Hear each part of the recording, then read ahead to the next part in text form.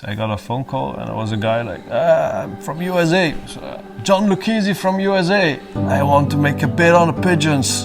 I said, oh yeah, how much? 100 euro? No, 500 euro. On which pigeon? On all of them. I said, wow. I said, wow, 500 euro. I told my wife, I said, wow, what's happening here? 500 euro on each pigeon. This is really crazy. I thought pigeonparadise.com is too long to type. I was thinking about a shorter name.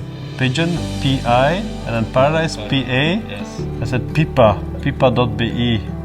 And it sounded strange at that time. Pipa, is it good? Is it okay, let's try it. And now it's like...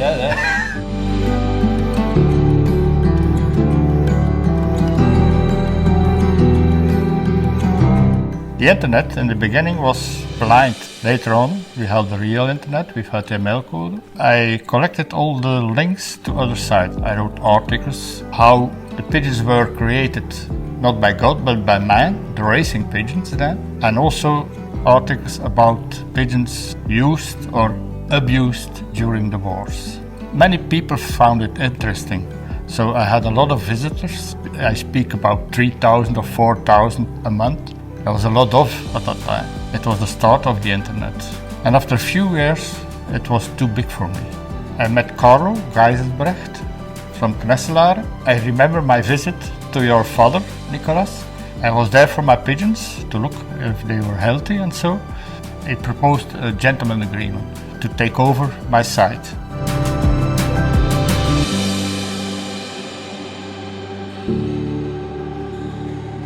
I think in 1999 that we had a public auction from pigeons of my grandfather, my father and my uncle. And then you bought pigeons there and that was part of the website. Yes. I still remember I was afraid to because it was not easy to program and you taught me how to work in HTML. HTML code, yes. HTML.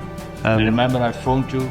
I said, oh, don't do that, do that. Yeah. I think in 2000, PIPA was born. The name PIPA, Pigeon Paradise. In the beginning there was some articles and some information how it has grown to a world company. We must say that. Of course, people think the money falls down from heaven without doing.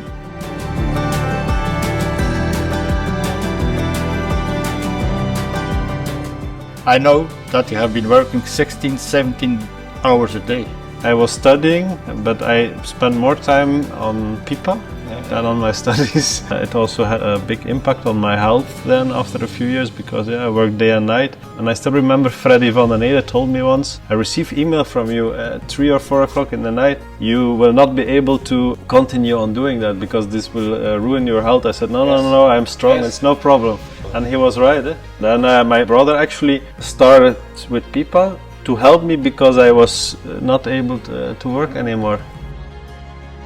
One of the first pigeons was sold, a pigeon of my father. I took a picture myself with the camera myself. I put it there for fixed price, 350 euro. And a guy from England, Sid Barkle, bought it. I thought, oh wow, somebody buys a pigeon. Later on was one time 4 grandchildren of Wittenberg, and then it was by bidding, not with fixed price. And I was in the weekend with my wife in IKEA. I got a phone call and it was a guy like, I want to make a bid on the pigeons. 500 euro. On which pigeon? On all of them. I said, wow. And then the bids were only online a few hours later until I was home to put the bids online.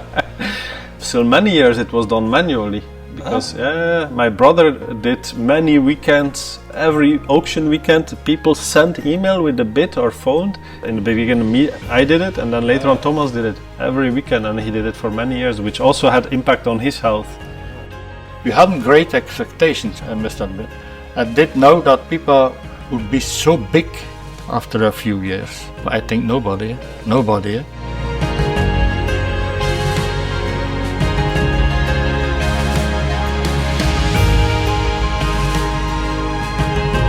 I never regret that I sold the page to Carlo, because I could not do what that family has done. You have your father, you have Nicolas, you have Thomas, and a lot of other people working for you.